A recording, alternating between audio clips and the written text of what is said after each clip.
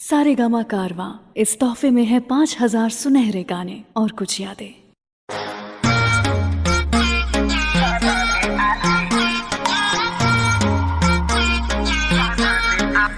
DJ Vinay Soनपुर DJ Vinay Soनपुर DJ Vinay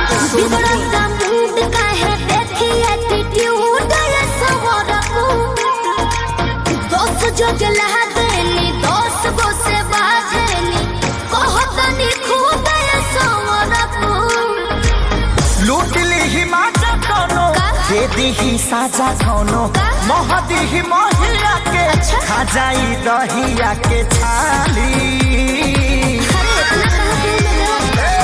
अपनी तो जैसे तैसे थोड़ी ऐसे या वैसे कट जाएगी क्या होगा जाना बेहाली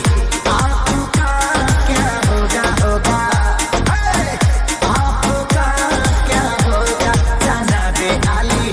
आपका क्या होगा अपने देखो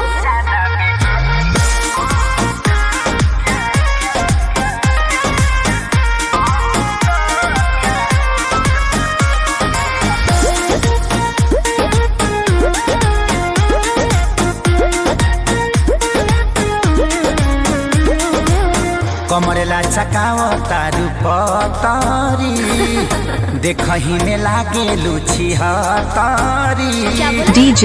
Vinay Raja Soनपुर DJ Vinay Raja Soनपुर DJ तेरे जैसे कितनों को गाज मैंने किया बहुत लवंडों को टच मैंने किया आफत गोवे के परी सब कुछ खोए के परी रातों दिन भर के तोरो रोए के परी खाली अरे मैं रोने वाली नहीं अपनी तो जैसे तैसे थोड़ी ऐसे या वैसे कट जाएगी आपका क्या होगा जाना बेहाली आपका क्या होगा होगा टेंशन मत लो आपका क्या होगा जाना बेहाली आपका क्या होगा मेरी फिक्र ना करो पगले DJ Vinay Raja Soनपुर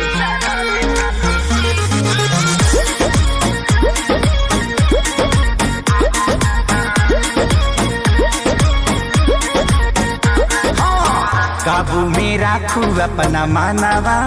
के चल जा देता नी लिख के हम पानवा पे जिद मत ठानल कर बात तनी मानल कर खेसारी विजय चौहानवा के ढेर लोग के जिंदगी तबाह कइले बानी एही से ना रहत लगिया कइले बानी ऐठल तो छूट जाई सब धन लूट जाई जियबू सपनवा में शोभिना कानावा में बाली बाली भी सोही और लाली भी सोही अपनी तो जैसे तैसे थोड़ी ऐसे या वैसे कट जाएगी आपका क्या होगा जाना बेहाली आपका क्या होगा होगा जो होगा देखा जाएगा आपका क्या होगा जाना बेहाली आपका क्या होगा तनी होश में रहो होश में Vinay Raja Soनपुर DJ Vinay Raja अरे पूरा इंडिया हिली बाबू खाली तू देखत जा अपनी तो जैसे तैसे थोड़ी ऐसे या वैसे कट जाएगी आपका